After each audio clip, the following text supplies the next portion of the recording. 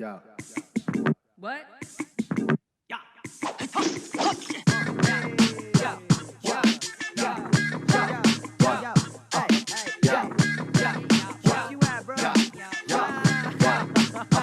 Yeah, the whole crew styling when we step out of the car. Bouncers lift the rope and the crowd goes off. 20 shots to the table, we don't even hit the bar. Happy New Year. Want to welcome back our listeners, our audience to this, I guess, season 2, right? Ray, of this collaboration between Inspicio and the Ratcliffe. Want to welcome in Ray Elm and Happy New Year. Happy New Year to you. When you put it in those terms of season 2, and of course this is 2022, I feel like we're doing episodes for some kind of ongoing series about Miami cultural life. It is. Not such a bad thing to do. It is, and it's great that, you know, this is going into the next season, and so is that podcast we do here at Ratcliffe, season 3, right? So let's kick it off, Ray. We have an interesting topic and guest. It's the ABCs of Paradise Found, published by Wordeee.com. It's a great book by an author and journalist. You know, I always love talking about everyone who's in broadcast journalism. KAREN Amanda Toulon and artist illustrator ERIC RHINEHART, their husband and wife. And let's just start off with, you know, where does the inspiration for this come from? Because KAREN talks about it being inspired by her mother. Right. Well, she says that her mother's got Alzheimer's now, and KAREN's parents are from the Caribbean. They immigrated to the United Kingdom, I think to London, which is where KAREN grew up, but then came to New York with her family. And I'm assuming, she didn't say this in our interview, but I'm assuming that she's got relatives in the Caribbean and that she's been there many times and that she has very fond memories. And she realized that her mother's has Alzheimer's now, and she probably will never go back to her homeland. And her father, who's taking care of her, probably won't either. And so she decided to create a book, which is something she's never created anything of this nature before, as kind of a tribute to her parents and to their memories of a particular location. And her notion, which is very interesting, is it's kind of the story of a fictitious couple that are traveling through the Caribbean, and she doesn't want to give too many specifics about it. She wants to keep it kind of open-ended, so she doesn't really name specific locations or specific people, but it's a kind of a general feeling or gestalt of the Caribbean.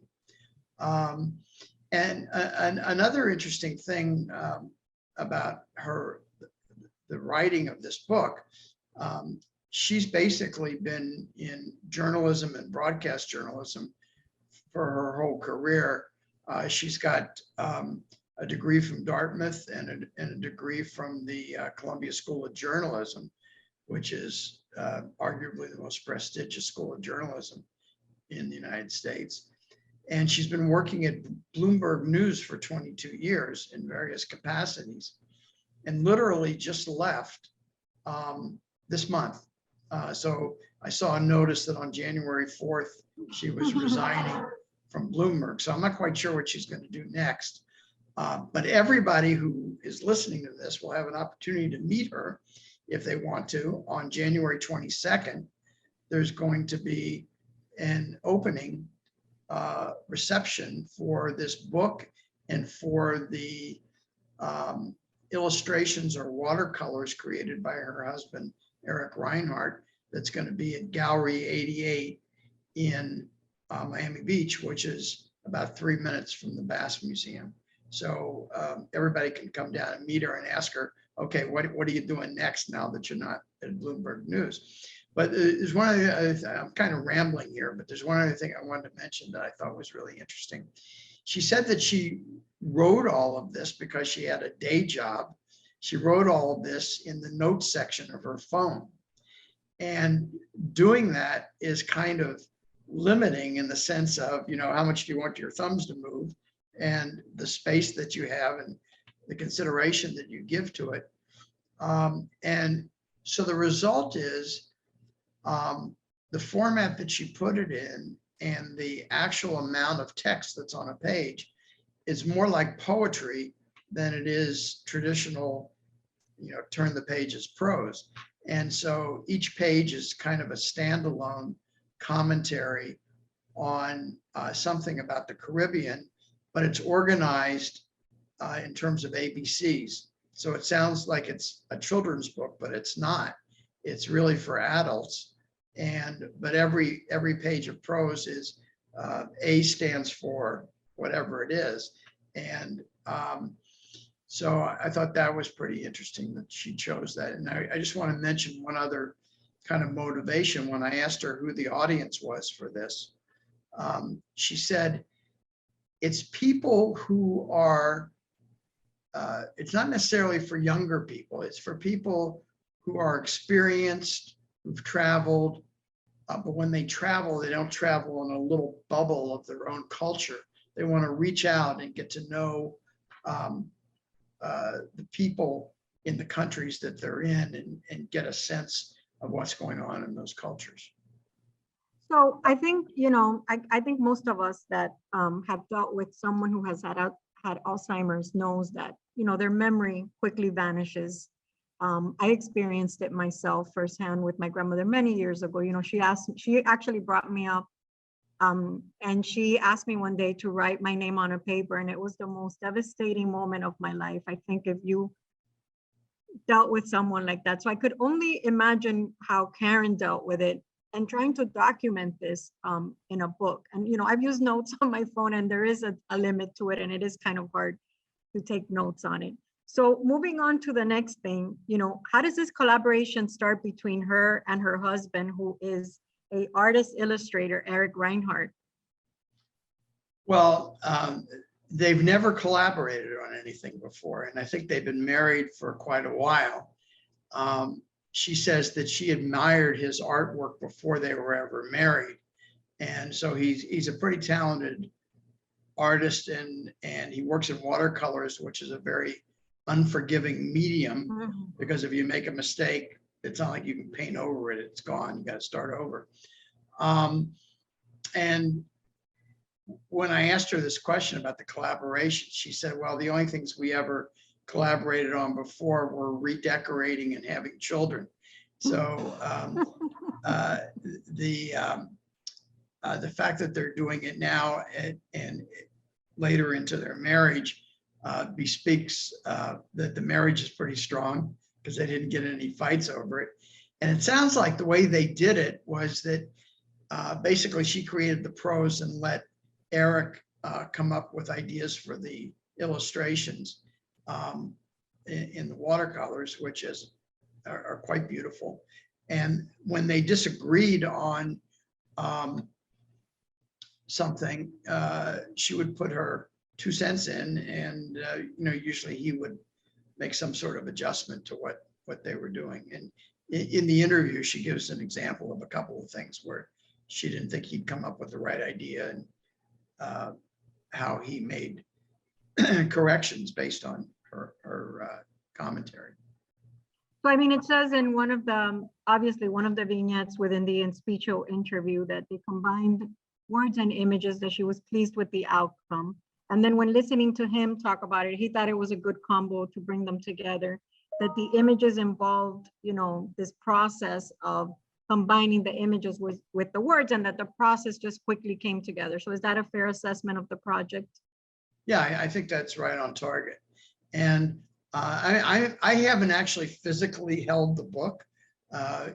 In the interview, I have I was sent a PDF of it, so I've actually looked at all the illustrations, and they're lovely, and they're very, I think in some ways she meant it to be soothing in a time of pandemic panic. So that's another thing that I think was accomplished by the book. I think this is a book that people would like to have. And so I'm not trying to sell anything here, but I think they'll be happy if they come to this, to Gallery 88, take a look at the original artwork, which I'm assuming is also for sale. And also the person who is in the interview, who owns the gallery, is also an artist. And he's when you see what he has to say in our interview, he's a very dynamic guy who, as best I could tell from the interview, has also been very involved with fashion. And he worked with, I think, Karl Lagerfeld and with Givenchy. His name is Anthony Liggins, and he founded Gallery 88 about 11 years ago. So he's been, he came down here from Atlanta, but before that he was in New York. What, I mean, the takeaway besides documenting these memories, obviously that, you know, something like Alzheimer's definitely vanishes, you know, that from a person's, you know, memory. Apart from that takeaway and the collaboration between them as husband and wife, what other takeaway is there from the ABCs of Paradise found? Well, I think that Karen and her husband Eric are very worldly. And I think that her job in particular at Bloomberg, which was a focus on issues related to people of color, and especially economic and cultural issues. I think that permeates what they were trying to do with this book. And I think they said that they're now that they finished this first book, they're considering doing a similar book based on Eric's family. And in the book itself, there's a foreword from Andrew Young, who I'm sure you know was mayor of was close to Martin Luther King Jr. and was mayor of Atlanta. And I think his last big time position was being ambassador to the United Nations. So he's in his 80s now, and he wrote the foreword for their book. And it's because he was a friend of Eric's father. So I think they want to, I'm assuming that Eric comes from a very interesting family as well. And I think they're going to try and put together a book based on his family. Well, that would be fantastic, because like that you have sort of both kind of like their heritage together, their stories. Just for our listeners and our audience, the book and Rhinehart's watercolors will be exhibited at Anthony Liggins Gallery 88, right? On Miami Beach, opening reception January 22nd from 6 to 9. Anything else, Ray? I look forward to seeing everybody there, including you, Maggie.